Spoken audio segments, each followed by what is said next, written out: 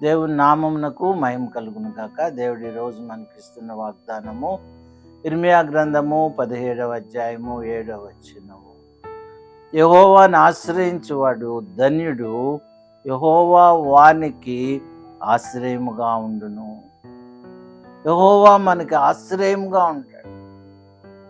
యెహోవా మనకు ఆశ్రయమును దుర్గమునై ఉన్నాడని దేవుని వాక్యం సెలవిస్తూ ఉంది. ఆయన మనకు ఆశ్రయ దుర్గం. ఎప్పుడంటే ఆయన మనం నమ్ముకున్నప్పుడు, ఆయన యందు మనం విశ్వాసం ఉంచినప్పుడు, ఆయన యందు మనం నిరీక్షణ ఉంచినప్పుడు ఆయన మనకు కలుగు చేసేది గొప్ప కృప.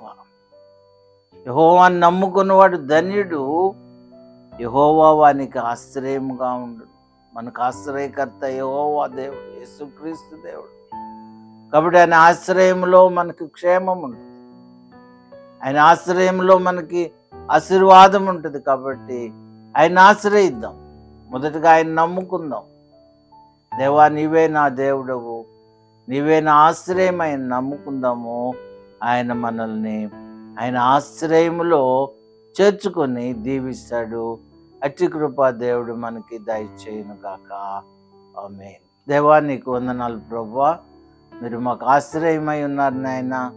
మీ ఆశ్రయంలో మమ్మలను కాపాడమని, దీవించమని యేసు నామములో ప్రార్థిస్తున్నాను తండ్రి. ఆమేన్.